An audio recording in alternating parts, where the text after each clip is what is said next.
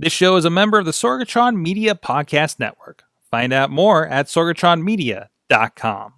This show is brought to you by IndyWrestling.us. Check out IWC, RWA, and more. And listeners like you, support this show at patreon.com/Wrestling Mayhem Show. Hungry as fuck, but I ain't starving yet. Chain for the pain, cocktail dog set. Never said I was a gangster or thug, but I'm an animal. Feeding for the taste of the fly.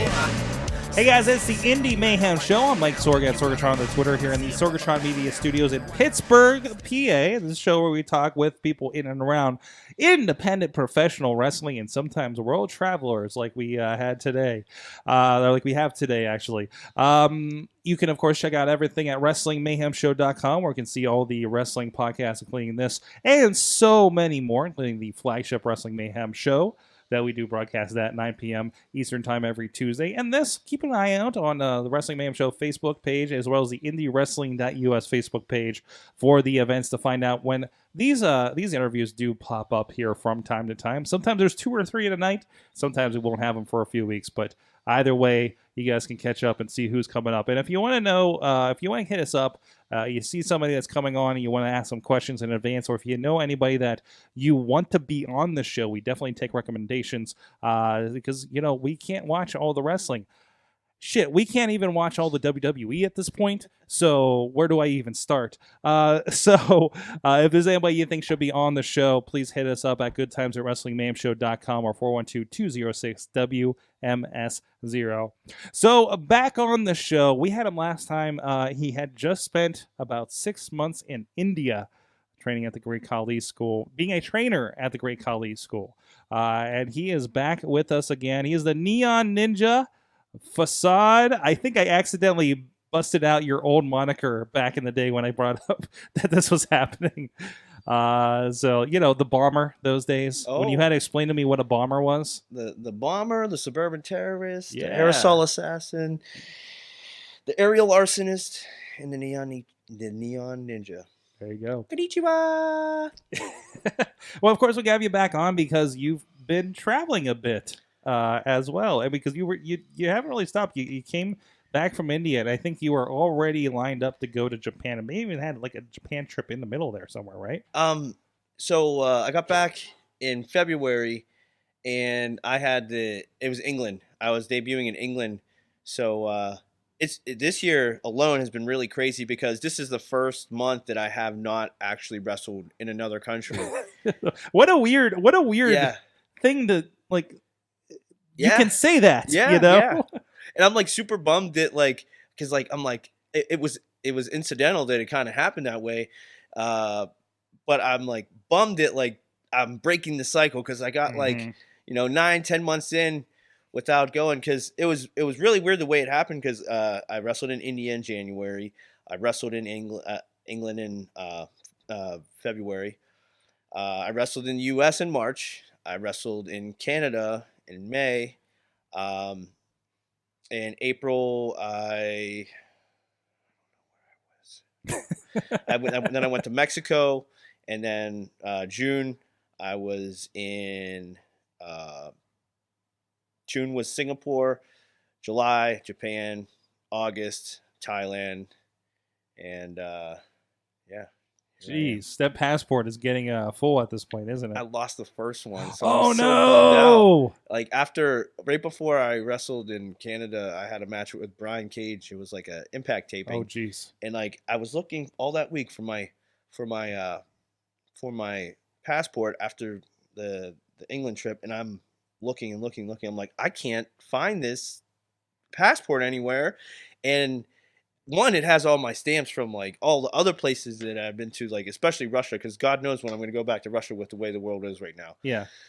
But I was like super bummed. I'm like, oh man, this is like a thing. But I actually had to drive. Like I had to drop Danny off at work like 5 a.m, drive all the way up to Buffalo, get there as soon as they open, expedite a passport, and you can actually get it done the same day if this is done correctly. Mm-hmm.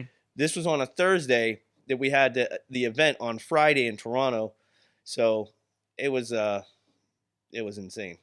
Jeez. So the world traveled. So this was interesting. Like, it seems like the floodgates have kind of opened for you because I know you've been to a few places before the India trip, right? I think what did you did you did Russia? I think at the time, right? Yeah, Russia, Malaysia, Mexico, and But there were kind of sporadic tours here and Yeah. there, right? Like it seems like the floodgates have kind of opened for this international travel thing. yeah, Like what is it that kind of gets you over the hump to get there? Is it just you kind of hit a certain career point, or I wish I could pinpoint it because I don't have an exact.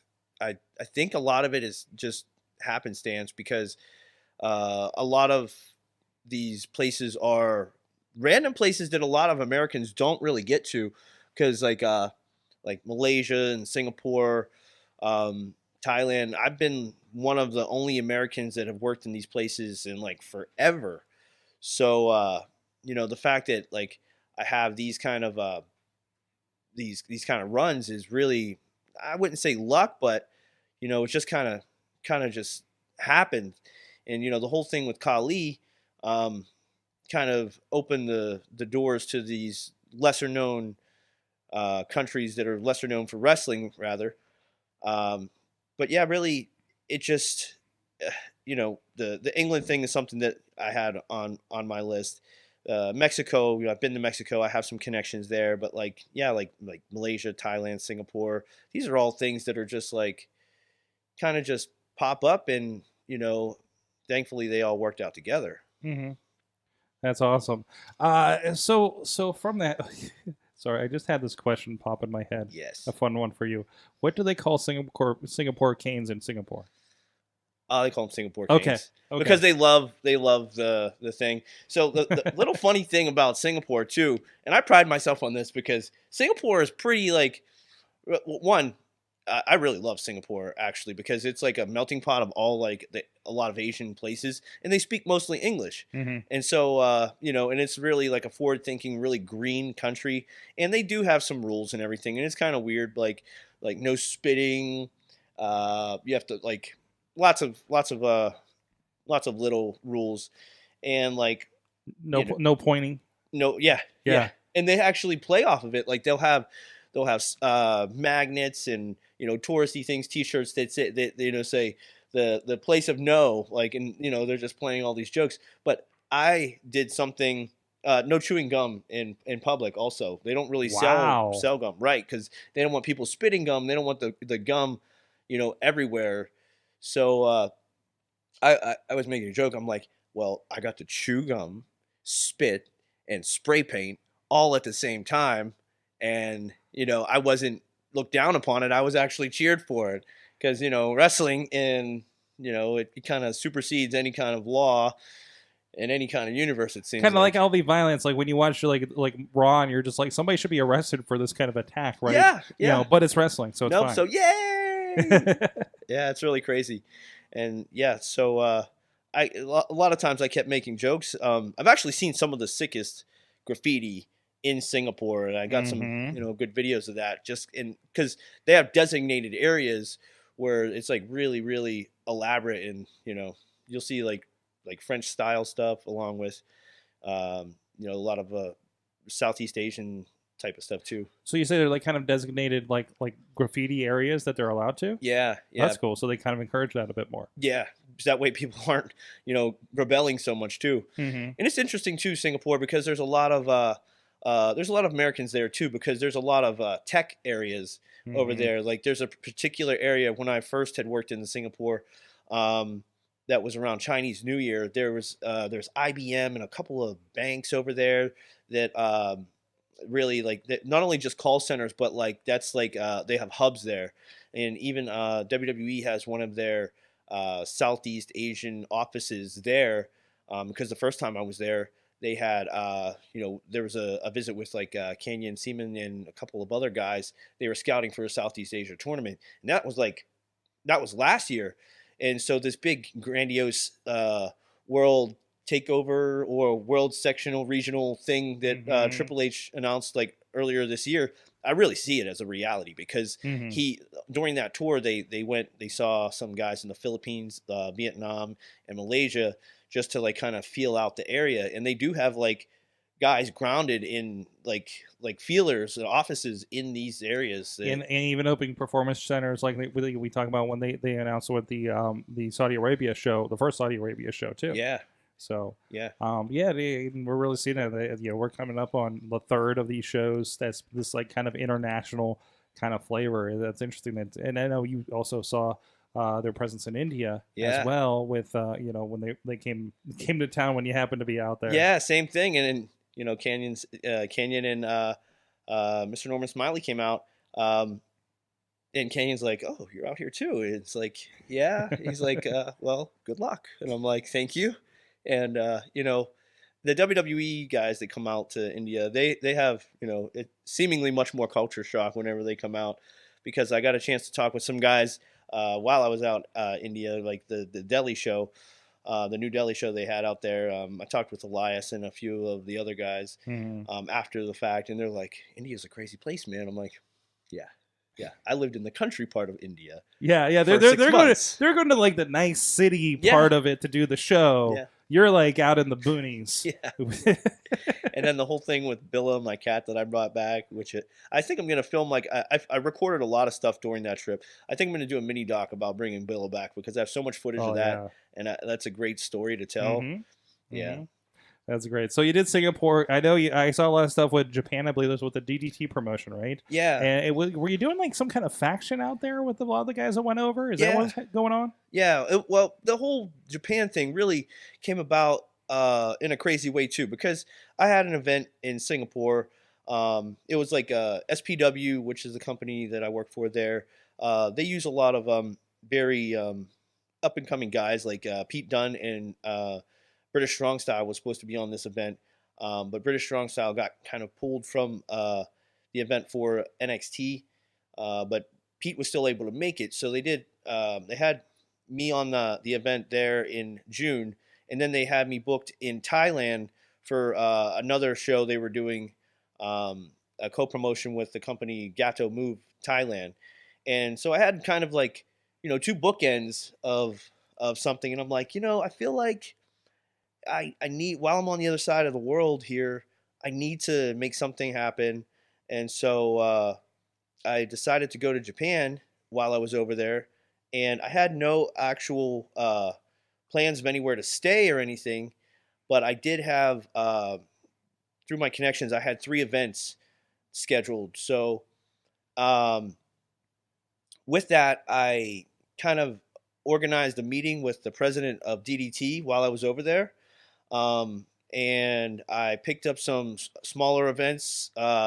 There's match shows run by a company called Gato Move. They're just like grappling, like grapple wrestling, but like it's primarily a Joshi promotion.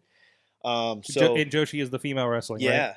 But they have like some like intergender matches and like men's matches, but it's in a room with like a window that you can jump out of without a glass ceiling in it. So it was interesting for me to work on, character grappling and striking stuff and doing some of these before I actually secured my spot in DDT. You're saying it's kind of a mat. Like, is it still in the ring or no? This is like it is mats, as in like amateur wrestling mats. Yeah. Okay.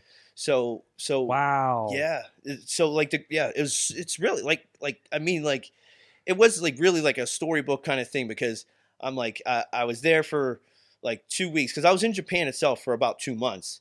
I was there for a week and a half, and like I was living in a hostel, and I had 3 events throughout the course of the time that I was going to be there scheduled. Through the help of everyone, I picked up a couple of other events. Like I worked for Kai and Tai Dojo, Taka Michinoku's promotion over there. So I had that scheduled too. And all these other side events are something that wouldn't be possible for somebody that, if I went over with DDT, I wouldn't be able to work all these other companies and do that. But since I went over like freelancing, basically, I could do whatever I wanted because I was on my own. So I booked up my schedule with some of these side shows with the Gato Move. And then I got the meeting with the president of DDT, and he asked me to show me my favorite move. and Sammy Guevara, who was there at the time, I said, Sammy, I was, dressed professionally, business cash, I guess you could say. And I'm like, Sammy, let me borrow your shorts. And so I put on a pair of shorts and tennis shoes, and I got in the ring. He's like, do you need an opponent? And I said, no. And he's like, ugh. So I got in the ring, and I did I come from like a parkour skateboard background. I did one of my warm-ups. It's basically like a line, like a skateboard line or a parkour line, right? Springboard in, roll, go into the headstand, roll, run up the corner, land on the apron, tightrope across the ring, get back in, roll, run, do my step on the middle, step on the top, land on the apron, and then springboard, do my fancy springboard over the top, land on the second, and land like superhero pose. Yeah, I think I've seen you do this. Like, this is your pre-match kind of pre-show ritual a lot of times, right? Yeah. And like, mind you, this is also the first time I've been in a Japanese ring since December, and it was a different type, and it was insane that I was like, not warmed up, nothing, no pads, and which I'm like really like weary about not doing anything with pads on. And like as I'm doing each thing, I'm really feeling it because they're like, ooh, and they're like getting all into it, like, and, because like they're very unique in the way they make their sounds, and whenever they're excited, and they really show their emotion. So like whenever I finished, they're like, yeah, they were like kind of cheering, and Sammy's like, man, I wish I recorded that or put that on the vlog or something because that was insane. And I'm like, I wish you did too. I feel like $1 million. And they booked me to like till the end, like the rest of the time. They're like, okay, here's dates, and I'm like, awesome.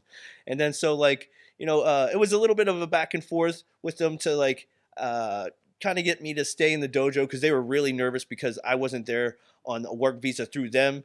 So like me staying in their dojo, they're responsible for me. Yeah.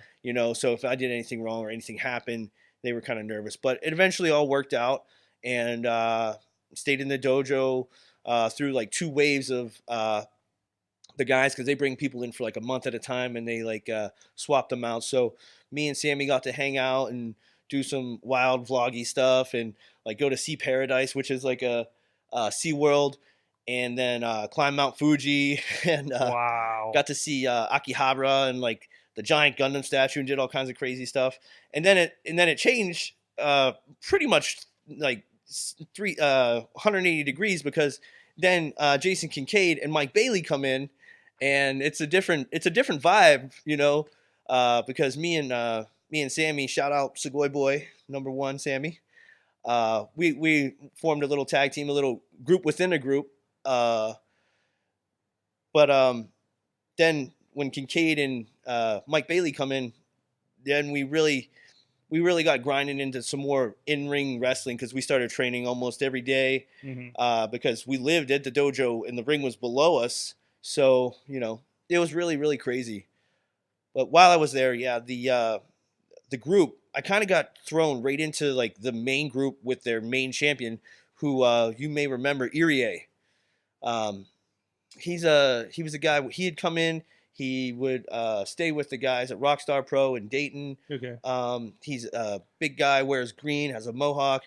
He's really cool, really aggressive. He's been in with IWC before? I know AIW, but I'm not sure IWC. Okay. But yeah, he was the KOD, the DDT champion at the time with the guy Wataze and Sammy and Kincaid, who wasn't there at the time.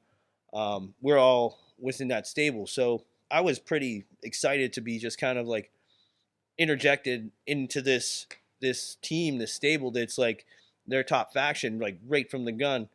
So it was like 2 events that I had come out, and like Wataze, he kind of dresses really like he kind of looks like a bodyguard or an assassin kind of thing. So like I was wearing my my dress clothes with him, and I would come out, but like Wataze was like the all black guy, but I had like black and green dress clothes because I'm crazy. And so there was two events that I had come out, and then finally I made my DDT debut in Kurikan Hall. So that was really like a crazy thing too, because like I'm like I wanted to go to wrestle in Kurikan Hall like forever, ever since I discovered Japanese wrestling, and that was my first DDT event. and it's also like a changing of the guard because we got to be together as a stable one whole time with Wataze, Kincaid, Sammy, and Irie, and before Sammy left. But yeah, that was a really cool thing. And Kurgan Hall, is that the one they did the Beast in the East special on the WWE? Or maybe I'm thinking of the Sumo Hall. Or yeah, that's Ryogoku Sumo Hall. Okay. Sumo Hall. So I actually, while I was there too, before I got hooked up with DDT, I got to go to a WWE live event in Tokyo, also at the Ryogoku Hall. And that was I got to wrestle in the Ryogoku Hall, but there's the Ryogoku Hall and the Ryogoku Sumo Hall, which is a little bit bigger, and it's really crazy because they have seats where people are like they have like parts where there's no chairs, where people are just sitting, and they're just flat seats, and it's like whenever you go into some Japanese restaurants, you take your shoes off and you sit, like kind of the cross-legged thing for you guys on audio there. Yeah, and it was really cool. Got to go to like a sponsor dinner and everything, and see some of my friends, and that was a tremendous experience too. So you keep running into WWE. This is great all around the world. I mean, like it is. It's and but it shows are everywhere. That was the thing that I was really happy about too, because I got to see a WWE live event in different countries and see how they reacted. And that really was something that like I held on to, because like I was really like taken aback, because seeing so many in the States here, and obviously my goal is to be in WWE, to see the different reactions and how easy you can get a reaction out of people both in these different countries. It's really crazy. And especially especially the Japanese crowd that were into the WWE style, if you will, opposed to the Japanese style. And like, it wasn't so much that it was like, comical or anything. It was still like WWE, because, a lot of Japanese wrestling is taken very seriously, but, it was super cool to see like just the contrast of everything. And like, it really opened my eyes. And I think, in the long run, that'll be something that sticks with me and it'll help me, you know what I mean? It's really, really crazy. I want to ask about Thailand, because when I was there with Jess Flexor a couple years ago, I was looking high and low for any semblance of professional wrestling. We found Thai kickboxing, but I couldn't find anything. I didn't even find like a WWE presence in like the department stores or anything like that in the mall. And there's a lot of American stuff there, right?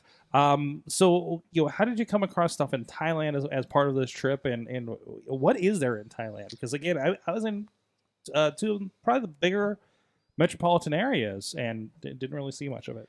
Yeah. So in Thailand, Gato Move is the company. Now typically they have a lot of match shows. They'll do match shows every week or every month. Yeah. And they train basically on the map, because there is only one ring in Thailand.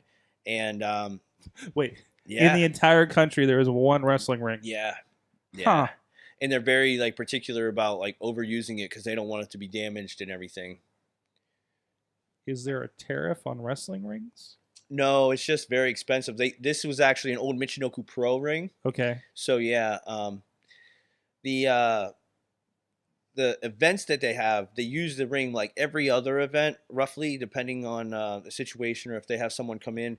But yeah, this was the event that we had here was kind of like a part of the SPW versus the world thing, where I was representing USA via Singapore Wrestling or Singapore Pro Wrestling, and they had other guys from Singapore, some guys from Russia, some guys from Japan. So it was a pretty cool crossover event too. But it was interesting, like because they had the ring up, they took a full advantage of that. They had a in-ring training session that day and everything. But as far as seeing actual stuff regarding wrestling in Thailand, really only things I seen were like miscellaneous merch, like especially Tiger Mask stuff, which I thought was really interesting, because Tiger Mask, Tiger Mask is popular everywhere, but like I seen a lot of like figures and T-shirts with Tiger Mask, and yeah, like I'm not sure if you and Flexer you got to go to Khao San. Is like a bootleg market kind of in Bangkok, because that's all. I don't think we made it to that one. Okay, yeah, mostly just I was in We Bangkok. spent a lot of time in the red light district, though. Yeah, well, Yeah, like a lot of time. yeah. Yeah. So, well, that funny story with that. So, whenever I got to Thailand, it was really cool too because I had a late flight. I got to the my hotel, which was a sweet hotel. It had like because the weather's always nice there. Obviously, it had a pool that was open all night long, and then like I'm walking. Wait. I got because this is my experience. Were there condoms in the bar? No, No. It's probably No. because we were so close to the red light district. Oh man. Okay, yeah. Well, Yeah, because it's just like here's some water, here's some Tylenol, and here's some condoms. So it's like, okay, what is this? What is this Take- place? It was a really nice place, like super nice place. Yeah. Right. And then just like they took care of every need apparently. oh, maybe they pre-cleaned mine, or It was like it was like a Hotel H or something. Or- I don't know what the heck it was. or that my guest that was occupying my room before I got there kind of maybe took care of them, You should double check that bill. because what had happened whenever I got there, I arrived at the hotel in Thailand, and they're quick to grab your bags and everything, and I had mad luggage because I had stayed in Japan for 2 months. So I was in Singapore for about 5 days, in Thailand for about 5 days, like the bookend of the tour. So I get there, he's carrying my bags up the steps, and he takes the key. He's getting ready to use it. He knocks on the door. I'm like, why is this dude knocking on the door? And then he knocks on the door again, and I'm like, hey, can I see this? Thank you. And then I unlock it here, and then like I open the door, and I'm like, is this someone's birthday? It's like green confetti and then balloons. I'm like, is this someone's birthday? And then Danny Ma'am pops right into this holding a GoPro. I'm like, oh, bleep. And I'm like, I start getting teary-eyed. I'm like, oh my God. I was so surprised. At this point, you haven't seen her in how long? About 2 months, yeah. Wow. And it's kind of weird because she had been like gone radio silent on the phone for some reason, and I'm like normally she doesn't do that kind of thing, and so it was like on and off sticky communications for a whole day, but that's something that happens too. I was traveling a lot too, and I was in the air a lot, so I didn't really have like as much of the the stuff as I had wanted to anyway. But I thought it was weird that she's not getting a hold of me, because she's always like, oh, get a hold of me. Girlfriends, wives, they kind of tend to be needy sometimes. But yeah, I was super surprised and super excited to see her there, and it was a great surprise. But it all made sense after brother's knocking on the door, and I'm like, why are you knocking? Am I sharing a room with somebody? The promoter, he would not have put me in there with someone random, because everybody else, I mean, they speak English, but like it's a bunch of Russian guys, and and there was like the two separate hotels actually, so it was just like, it's so weird. But yeah, it all turned out great in the end. So we got to spend a little time in Bangkok together, with we went to what is it, the Golden Mount? Yeah, we went up to the Golden Mount. Did you guys check that out? I'm not sure. Oh, so the Golden The Mount. names of some of these places escape me. Yeah, the Golden Mount's like a religious, like a Buddhist monk. Yeah, it's it's a temple essentially, and most of it is, if not all of it is, man-made. So yeah, it was a really cool thing to see. Then we had the event. So it was great. We got to work together again in a far off land. Before, one of the only other places we had worked together was in Moscow. But then to bring this thing full circle, like you were saying about this red light district, some of my friends from Singapore who oftentimes are like tour guides whenever whenever I went to Malaysia with them, and anytime I'm in Singapore, like they take me to the Garden by the Bay, and there's a giant like hotel. It looks like a cruise ship with a thing on top. It's really crazy. It's like a lot of people. It's a big popular thing in Singapore. Mm-hmm. But in the red light district of Thailand, there's a very popular thing known as ping pong shows. Oh no, you didn't. So oh no. Under the influence of my loving girlfriend, she's like, "We got to see one of these." Oh no, that was your idea? Very much. Didn't you hear the stories? Oh, that's further the enticing of these Oh, stories. No. So my friend, he kind of downplayed it. My boys from Singapore, he kind of downplayed it a little bit, and he's like, "Yeah, I've seen it before. It's it's something to see, if anything." And I'm like, "Okay, let's do it." And she's really pushing it. She's like, "Yeah, we got to see this because this is like, only in Thailand, one and done, once in a lifetime kind of thing." And very seedy place. Mm-hmm. We were followed to this place. Was it Pet Pong? I don't know. I don't know. There's several of them, I'm sure. Oh yeah, I yeah. think that was the red light district. The name of the red light district. Oh. Yeah. Well, no. As we were going to the said bar or whatever establishment, very very vulgar names of some of the places. Mm-hmm. In English. In English, yeah. And neon. Yeah. And then lots of lady boys. No judgments, but there's a lot of gender bending, blurring the lines that goes on in Thailand. And it's something that is very well accepted there because you'll find waiters and just people just casually around on the streets or in regular jobs that are the quote unquote lady boys, I guess they were calling them. But we went to the ping pong show. There was projectiles, ping pongs. Did you return a serve? Blow. I returned. Okay. I returned. My friend did not pick up his ping pong paddles in time, and he's like, ah. Yeah. It was one of those. I saw that there was two girls from the tour group with us, and I saw them pick up the paddles. I moved Flexer. I was like, "Don't pick up the paddles. Don't do it." Yeah. No, they were.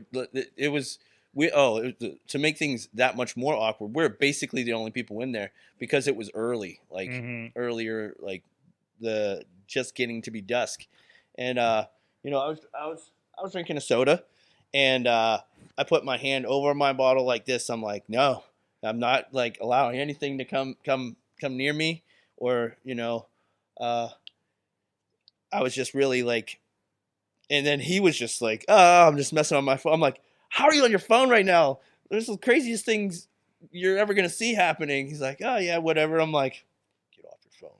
And then he got shot, and then he was totally done. With the ping pong ball. Yeah. I wanted to make the point with the ping pong ball, not a dart or anything else that we've.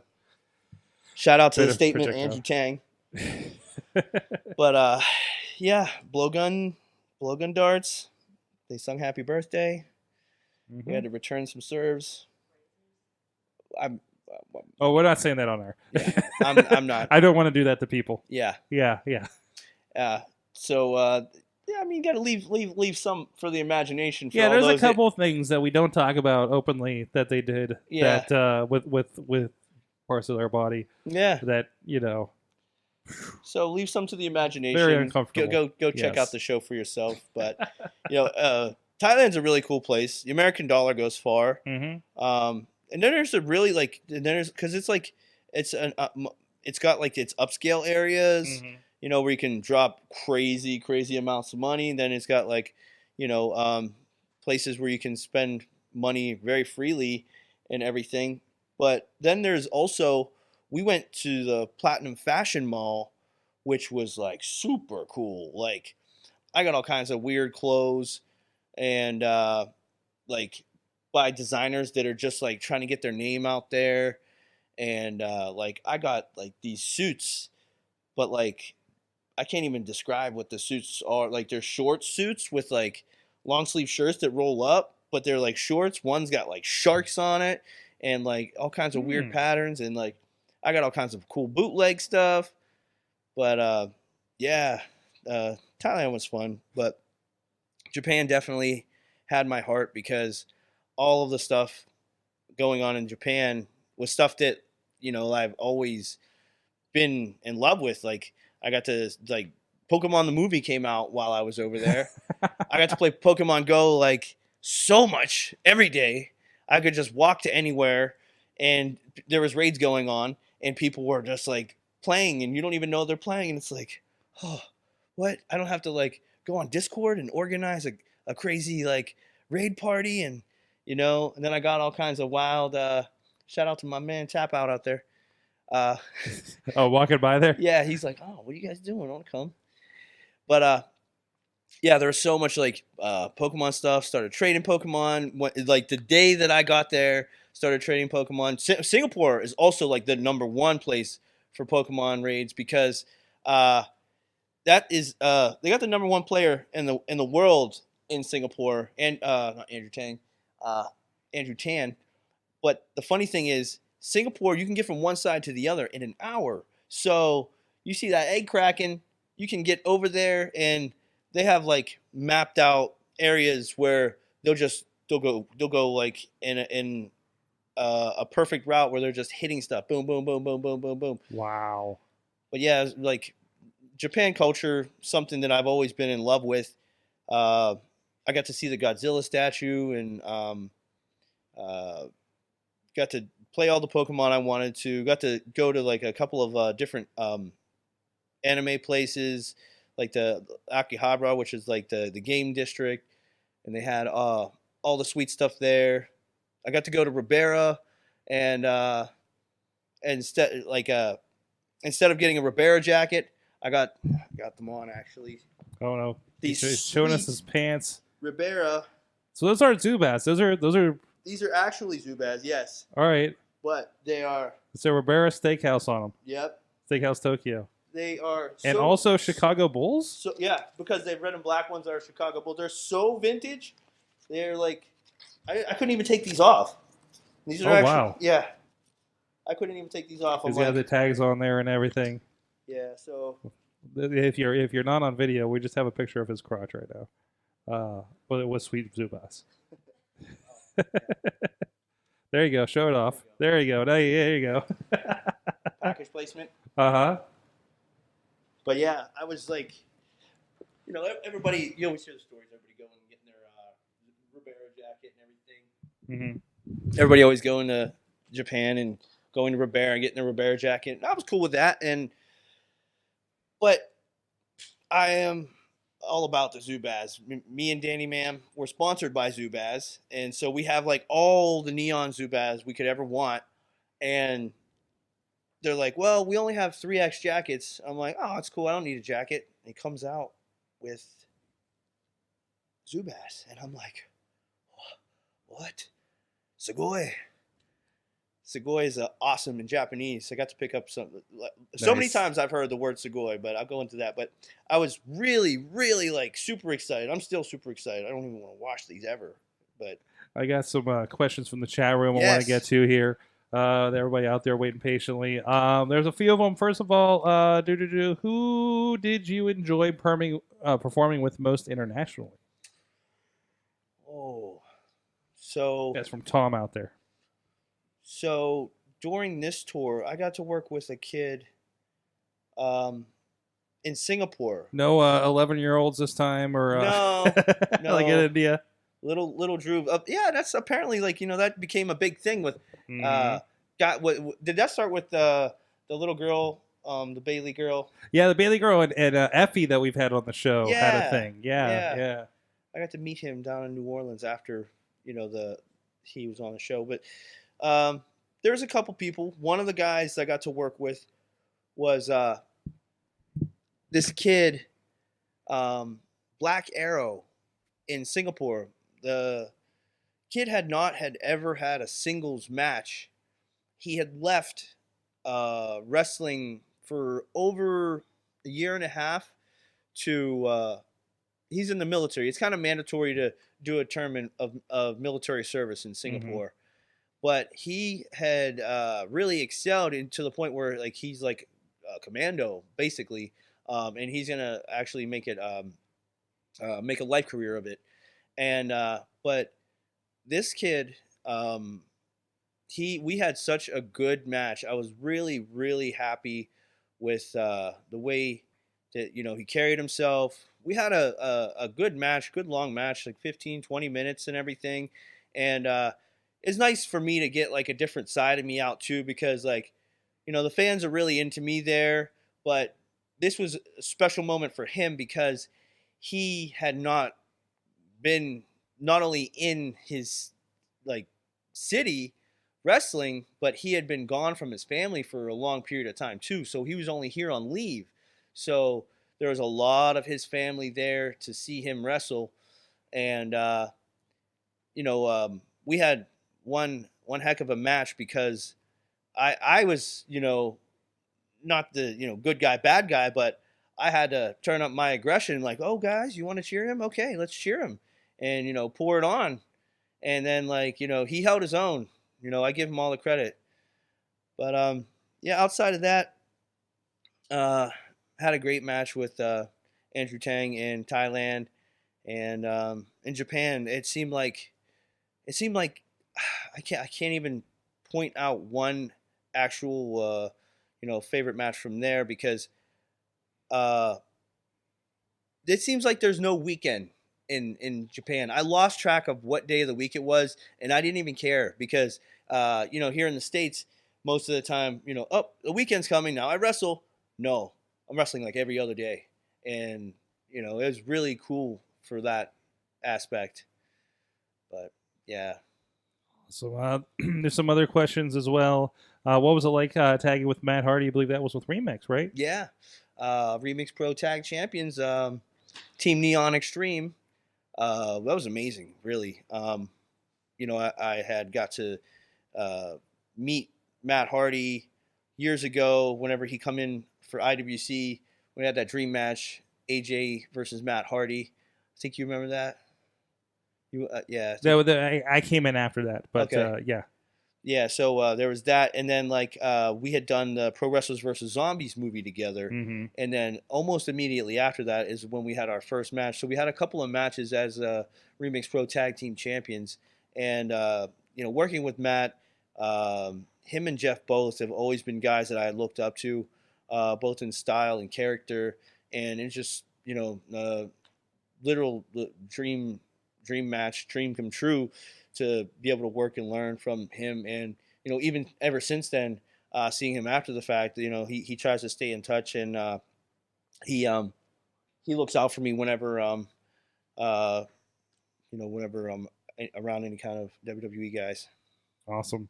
Let's see. Also from the chat, a few questions came in here. Wesley is asking, and I don't know the context for this one. Wesley's asking if what is your relationship with Ricky Shane Page? Ricky Shane Page, friend, acquaintance. We've only had. I feel like I'm getting shooter interview. I was diving into shooter interviews last night. Oh, okay. Yeah, Ricky Shane Page, is he a dick? No, that's somebody else's gimmick. Oh, no, Ricky's always been super cool to me. Yeah. We had worked together a lot. Shared a locker room a lot more than worked. Had matches together in Hybrid, and back in the early days of AIW. Had a couple matches with Ricky, even a one-off whenever Firestorm was still around. I was a Cleveland member, promotion. Yeah. I was a member of Faith in Nothing. It's like a third. I was wearing a Hayabusa mask, and instead of them doing all their black and white like how they would have their gear, they were like black and red and gold, and like I had a red and gold Hayabusa mask that I was wearing for a minute. Used to be Sean Phoenix's. Shout out Sean Phoenix. Mm-hmm. R.I.P. Get well soon. That's right. We also asked about if you still speak with Johnny Gargano. You guys, of course, teamed a while, and he's on fire lately in NXT. Not so much. Johnny is always a guy that he really kept to himself a lot, unless you know, unless there was like something going on, and we weren't really so close. I would come and I'd stay with him and hang out with him when I was in the Cleveland area. We'd travel a lot, but it wasn't something where we would always stay in touch so much. But yeah, Johnny, he deserves everything he has. He has always been, what he is now. Mm-hmm. And it's just good to see that, like, finally just chiseled away, literally and figuratively, to see what he always has been, and he can showcase that on such a stage where he can really shine and make money, I guess. Absolutely. Alex is asking if you say we mentioned you went through the Russia area as well. He asked if you wrestled in Belarus, Ukraine area. I think No. you're mostly Russia proper when you were over there. Yeah. The first time was in St. Pete for Northern Storm, and the second time was IWF in Moscow. I'd love to go over to Ukraine. Also, another area that I've been looking into is Hungary. There's a friend of mine who wrestles, Laszlo Arpad. He's from Hungary, and so there's a good little wrestling scene over there. Some guys have come over from Hungary recently, Laszlo's boys, but yeah, never. I didn't know there was wrestling so much in Ukraine either. Poland's another one that I'd like to check out too. I've got a little bit of I'm very much a mutt, so French, Irish, German, Hungarian, Polish. I like to try to hit all those spots. They're a little bit out there. See the homelands. Yeah. Also, somebody wants to know your Pokemon Go code. Oh, yes. Now that we can, we'll get we that. can drop it in the chat room afterwards. Yeah. Yes. Awesome. So world traveled Facade. What is the mean? What first of all, I'm going to alter one of these closer questions. What was the most interesting promotion you saw in your travels this time around?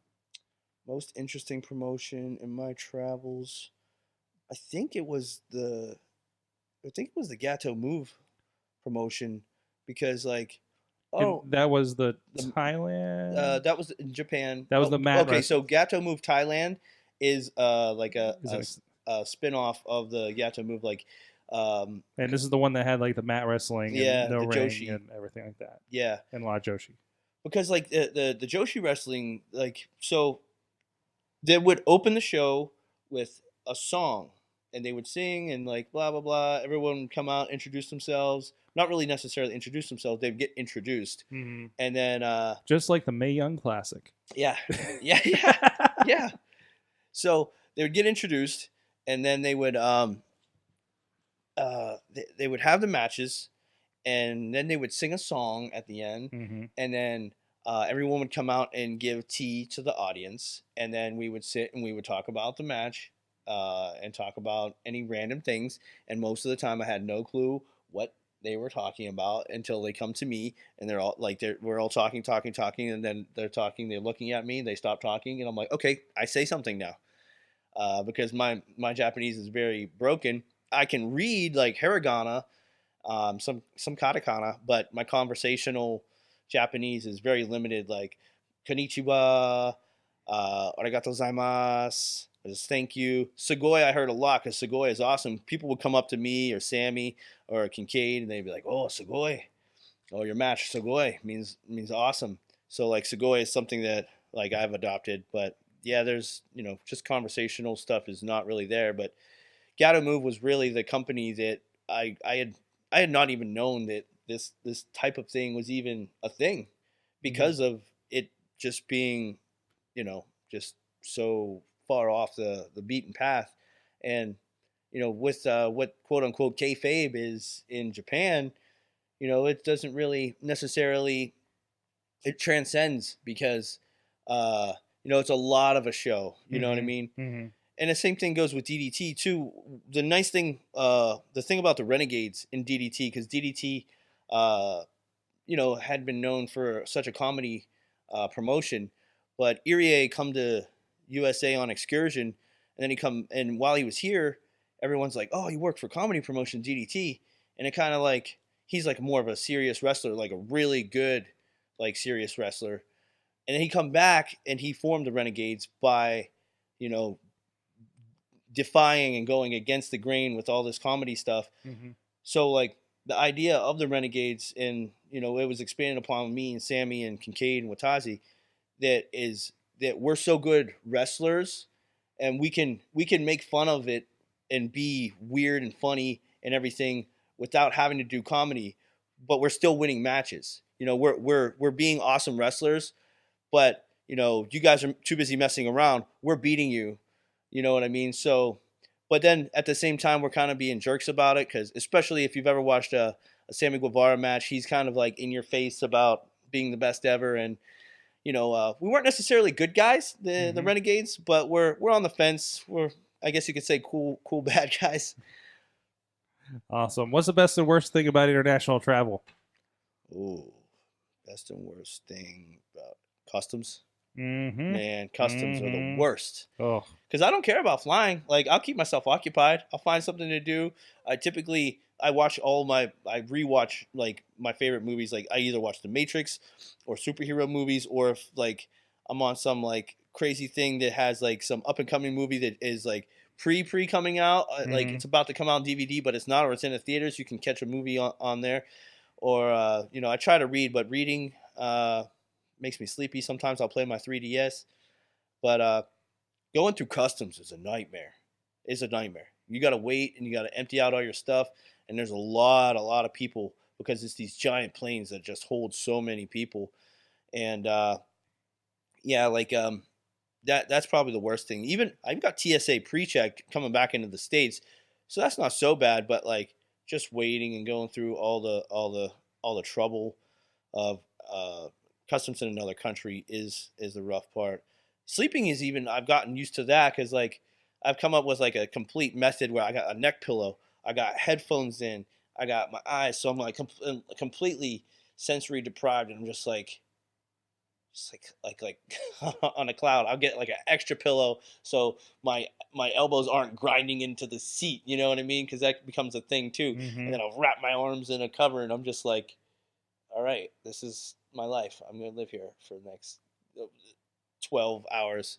That's the thing to go to India or Southeast Asia. Some of those flights are, 12 hours. To Singapore, particularly, I heard it's like the longest flight. You can get the one from California to Singapore is the longest flight in the world, I think, is 18 hours. Jeez. I've done that only once, but like the 12-hour flights, you get pretty bored. Yeah. I sometimes take like a exercise band and just get a little pump, get a little stretch. People look at you weird, but it's like, what am I going to do for 12 hours? What are you guys doing? Yeah, I did 13 and a half there and back to China for the connector. And it's just, you get up and walk around. It's crazy, but a lot of my layovers were in Shanghai. So yeah, I know exactly what you mean. But like, it's like, okay, I'm just going to eat this weird food or like you can like, or people were drinking until they go to sleep. Oh, did you have when you were in Thailand? Did you have the beer with the elephant on it? No. Oh, that was good stuff. Beer with the elephant on it. No. Probably not like one of those 120 minutes that you get at Christmas time, something right? like that. Something like that. I accidentally ordered a bucket on it of it before we left because it's lost in translation a little bit. But anyways, awesome. Thank you so much for coming back, sharing your travel stories with us. What's coming up for you? Generally, where are you heading next? Oh, well, some stuff this weekend. Next weekend. And timeliness, I don't know when this is going to come out, but end of October, I got PPW and some things. Really, my schedule. There's some things that I can't really announce yet that are in the works. But that's a very vague statement. You're gonna be around. I'll be around. You'll know me when you see me. You know what I mean? That's great. But some good things are on the horizon for your boy. We didn't even talk much about Impact Wrestling. Yeah, that's the thing You've too. been on TV. I did Ring of Honor and Impact. Ring of Honor and Impact In the same week, I think. The same week it debuted, yeah. And then since then, I've been doing Ring of Honor pretty consistently. Thank you. Good. And again, I'm not under any contract, and so I come back from Japan. Me and Kincaid are teaming as the Renegades in Evolve. Mm-hmm. So and we saw you across the street at the Lucha Fiesta. Yeah, Lucha Fiesta, eating tacos and hanging out. I've been on 3 different shows, or I've been on like 5 different shows with Ultimo Dragon on 3 different countries. Wow! So that's crazy. I got to wrestle Ultimo Dragon too. So I'm like, yo. What are we doing here? At least you don't take his mask every time you meet, just like Sam Adonis. Yeah, that's a funny thing. You know what? That was so crazy too. That was in the beginning of the match. He just takes his mask. I'm like, yeah, both him and Mystico. Yeah. That's of course over at Lucha Fiesta Pittsburgh's over on Fight TV right now. If you want to check that out, check it out. Check out Facade over there. It was a good time. Banger of a show. Yeah. Yes. Such a cool atmosphere too. Outside shows are always hit or miss, and thankfully we were blessed with the good weather that day. Mm-hmm. Fantastic. Where you at online? Check me out at the number 1 Facade, FACADE, 1 Facade. Sometimes people say Facade, sometimes people say Facade, sometimes people say, it's depends on what country you're in. Yeah, depending what country, people do not know how to say it. Check me out, Pro Wrestling Tees. I think it's French. En français, yeah. Yeah. But Pro Wrestling Tees. I've been doing some more stuff on my YouTube, trying to expand that, trying to make some vlogs. Been doing like random things on there, like unboxing. I got some new Funko Pops. I got a super rare Funko Pop with Power Rangers Ultra Dino Zord. Oh, I saw that one. Yeah. Oh my god, I was so excited about that. It's giant. It's big. But yeah, I'm gonna start doing like just random YouTuber stuff because I record all this stuff and I don't really use it. Like I recorded so much stuff when I was playing Pokemon Go because I watched so much Pokemon Go YouTubers. Mm-hmm. So, if I just got to edit stuff, you know what I mean? That's the big thing, right? It's hard for me to, I can only imagine. And then the more you record, the more you have to edit. You're like, we're talking to the guy that's sitting on 3 wrestling shows right now. He has to edit. So. Right. I just want to sit at home, pet my cat, watch Netflix and wrestling. I don't know what that is. What are you talking about? Yeah. Thank you so much. Always great to have you here on the show and catch up with you. Yeah, thank you for having me, and see you guys later. You can check it out. We have a lot of stuff with Facade over on IndyWrestling.us. A lot throughout your career, actually, here in the Pittsburgh and the Cleveland area. So go check that out. IndyWrestling.us.